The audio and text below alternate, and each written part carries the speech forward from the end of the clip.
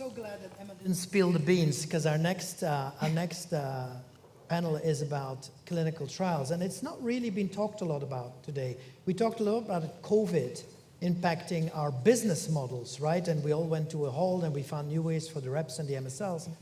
But what did not stop is clinical trials. From one day to the next, people were not allowed to leave their home anymore. From one day to the next, we needed urgently a drug for a new disease that had everybody locked at home. And just to give you some numbers, there have been 6,500 new clinical trials only on COVID since COVID started. 6,500. The vaccines that allow us to be here today, only those, because there's many more research, have included more than 300,000 people in clinical trials. So while we were figuring out how to do Zoom calls, right, the reality was, how do you get protocols off the ground? How do you get patients to enroll in a trial? How do you get them a shot in their arm and follow up, right? And that's what we're going to talk about. How digital actually was. The first part of pharma that moved was the R&D. And it was very much thanks to digital.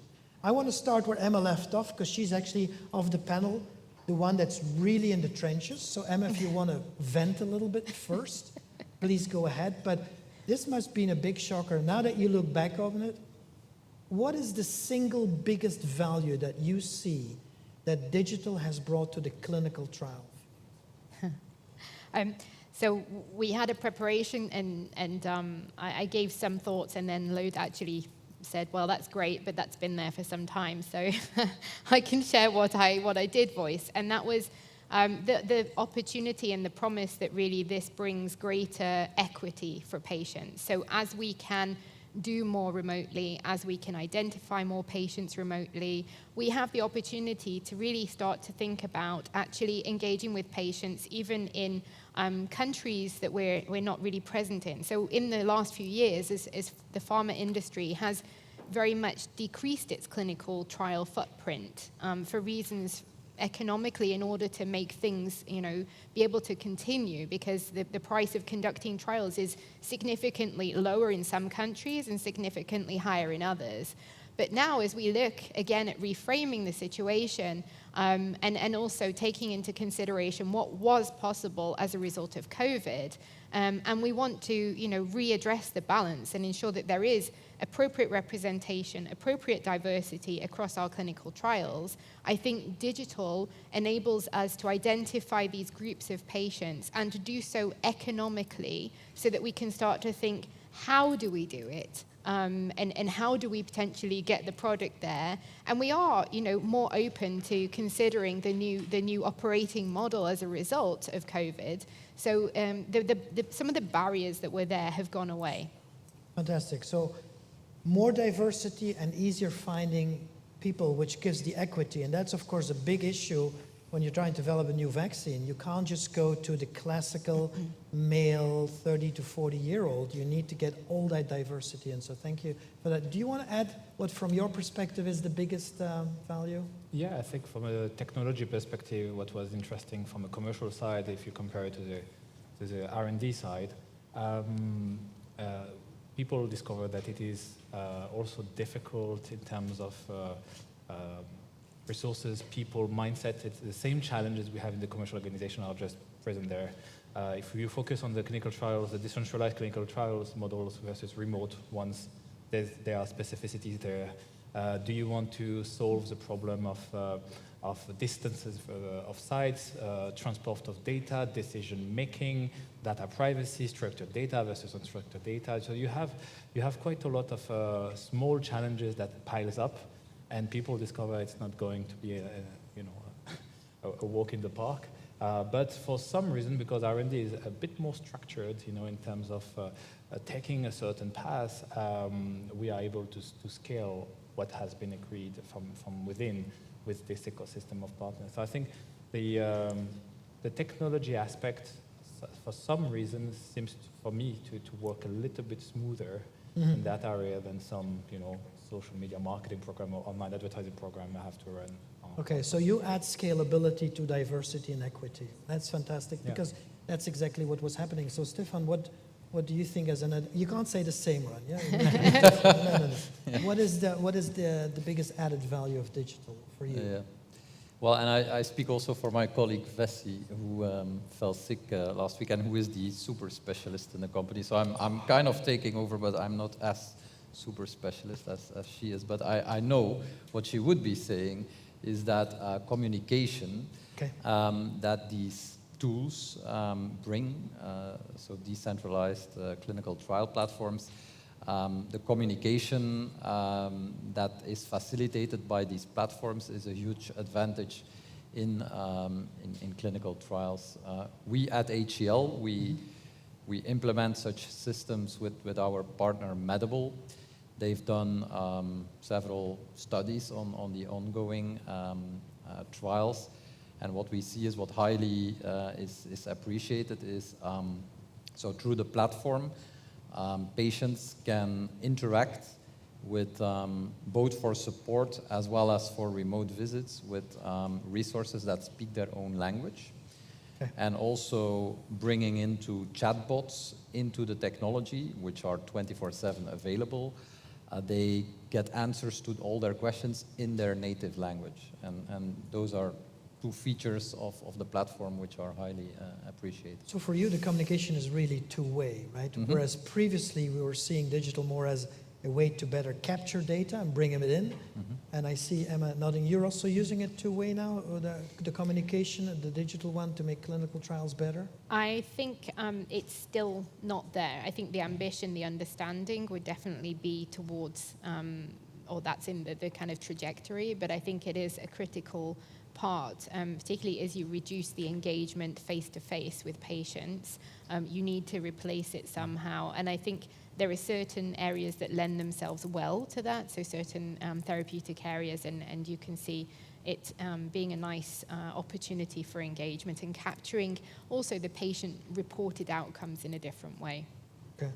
At Ferring, do you also use digital to communicate with patients that are in a study? So we rely on our CROs, our partners, to do that, to be frank, because we feel that they have the exposure and they have the reflexes that to recommend us in per therapeutic area what's best. You know, if you look at microbiome, which is an area where Ferring is, or reproductive medicine, it's that is the time to market of the technology itself or the tactic.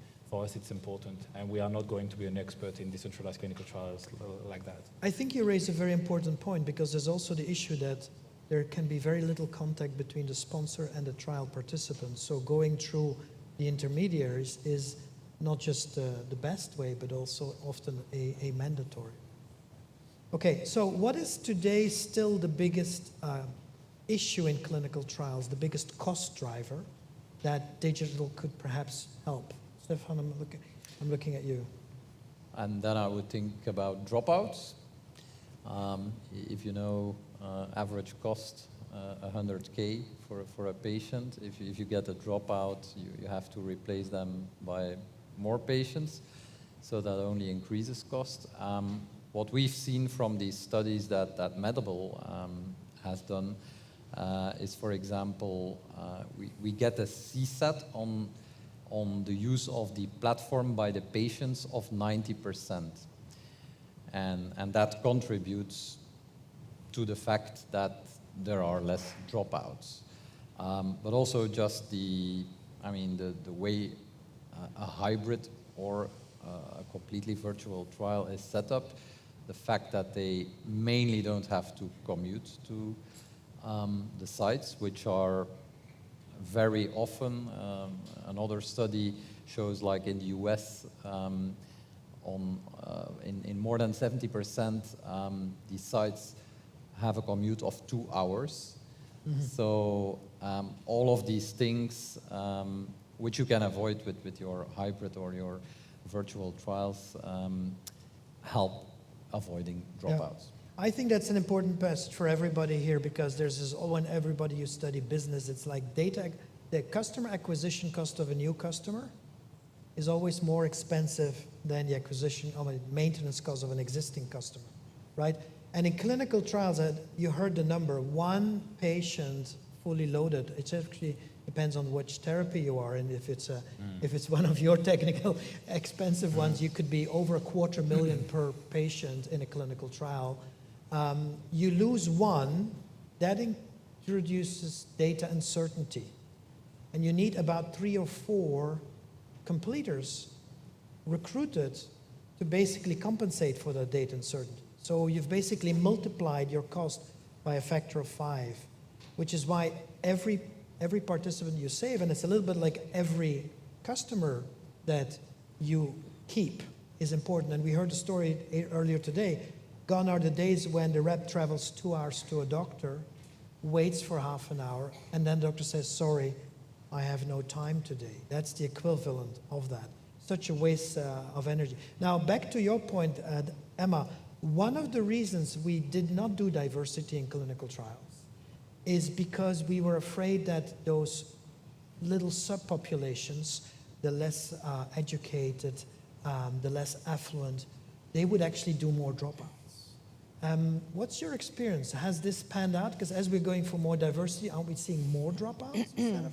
I think, well, I'm not the expert there, so I think that's to be seen. I would supplement what was just mentioned, though, is that it's not just the communication and the engagement via the digital tool, but as we look at potentially consenting patients in different ways and having their consent that even if they potentially drop out, we can access their medical records another way further down the line. So that if you have a huge study where you're reliant upon outcomes, you can still do that follow-up. And digitally, it may be available via a claims database or other. I think this is, where we will see further opportunity in the future, especially within Europe. There is now the kind of European 2030 mandate where all of the patients will own we will all own our own digital profiles, our own data. Our digital profile will be associated with all of our health records, regardless of whether we see our routine healthcare physician or we go to another clinic because we've had an accident. So all of that connected data in the future, with the appropriate consent change and a different way of working with patients, we should then therefore be able to capitalize on that. So then it becomes less about the individual and potentially their ability to continue. I think what Stefan's just explained as well about the challenges with traveling 2 hours to a site.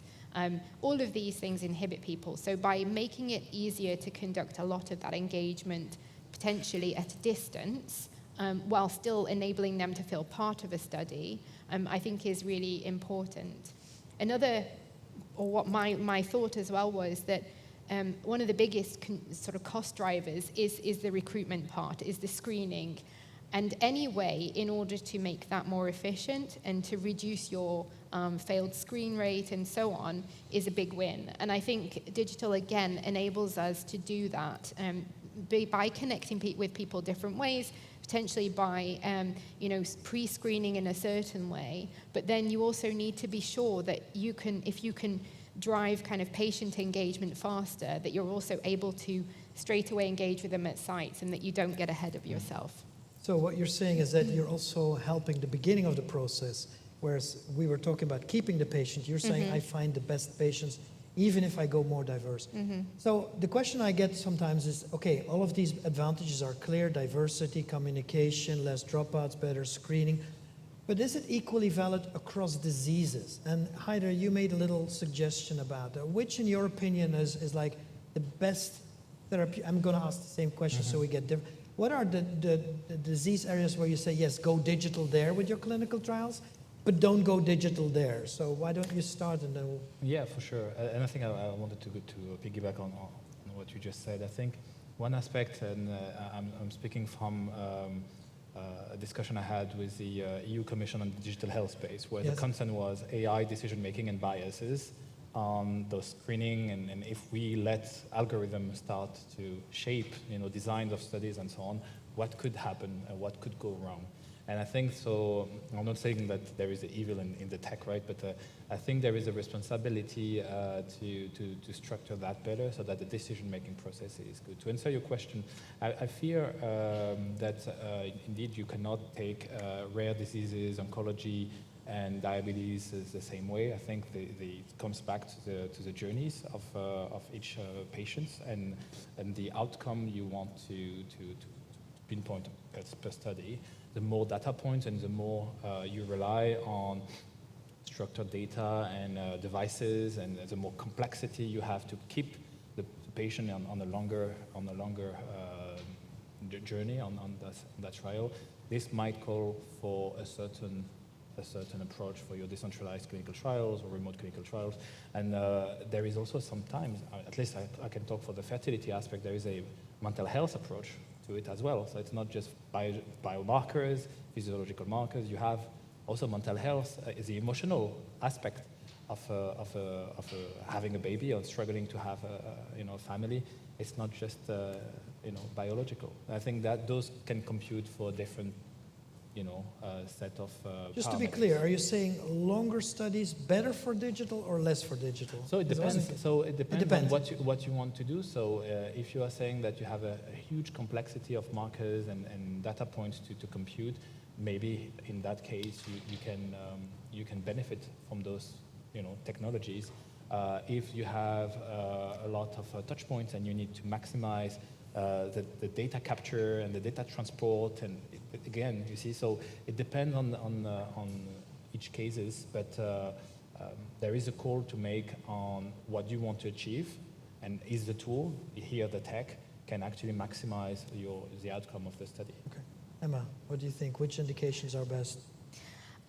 So there's some recent research from MIT that's really quite interesting around cognitive function. So I think that's certainly an area that will continue to be explored. So screening really and monitoring patients for decrease in cognitive function, or indeed the potential opportunity to monitor patients at home for a gait based on things that they wear on their body, to see whether they're potentially losing some of their mobility and maybe more at risk for a fall and then a fracture.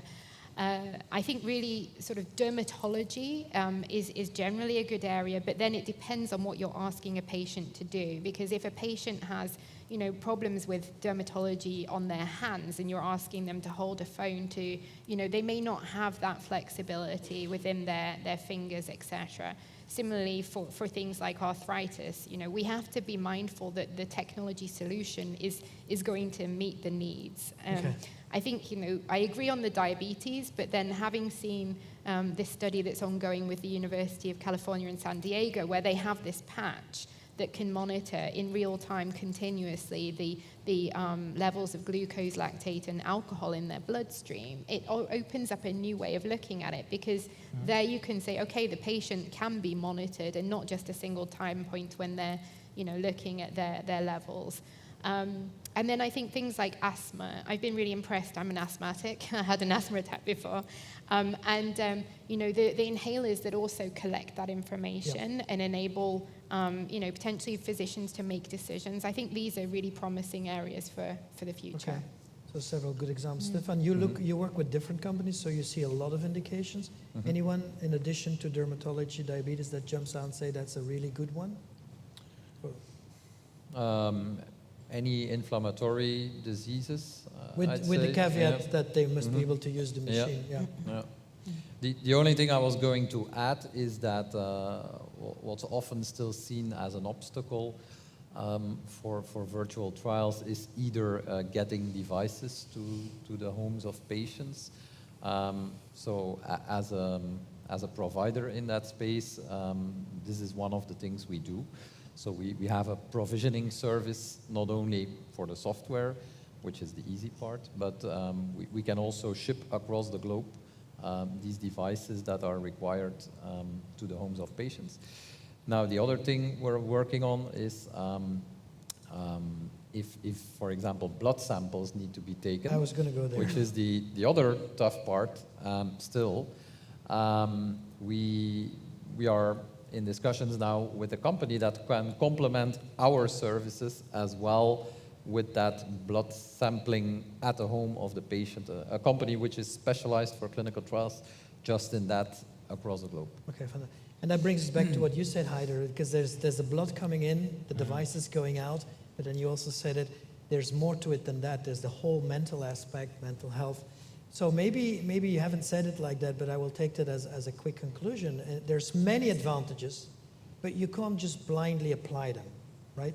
You have to look at the indication, you have to look at the patient needs and ability, and probably you will still need a hybrid. There will still be needed some interaction. With that, that's my summary. Do you want to quickly add some departing words? We'll start with the ladies and Haider and then Stefaan. I think, in any of this embarking is the importance of talking to the regulators early, because whatever your device or diagnostic tool or everything that is being used as part of the clinical trial, it needs to, we need to be sure always that the regulators are comfortable with that, and particularly if it's going to be part of your end solution and your differentiating factor in the marketplace, is it going to be approved? So I think the critical part is also that early discussion. Talk to the regulator.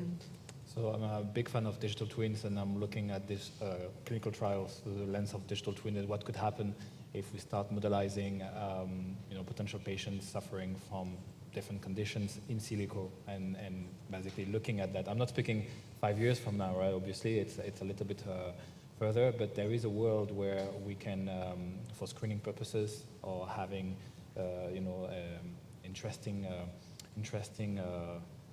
data model from the molecule perspective and from the people perspective. That is a fascinating world, and I will invite every one of you to look at that, because it's fascinating what might come to reality in the next decades or so. Okay, so you'll have to come back to next. Okay. Yeah, I'd say I'd conclude with decentralized trials. It's not a holy grail. I mean, hybrid trials, traditional trials, they are there to stay as well. But I think when applied for the right cases, it's a very efficient tool. And to maybe conclude with some numbers, what we've seen in a study is that decentralized trials, if in phase 2 trials, yield about 4 times the investment that you make. If you go to phase 3 trials, it can be up to 14 times the investment you make. Yeah. So, and from the outside, I would add, wherever you're working, go and visit the other part of your company. Clinical trials could really benefit from a lot of things that marketing digital knows. And conversely, I think the people working in digital marketing could learn a lot from scaling, from practical probabilities, from clinical trials. And I see there are still too many silos. So if you do one thing, go and visit your counterpart in the other part of your organization. Do you agree with that? Absolutely. Yeah. Thank you very much. Thank you. Thank you.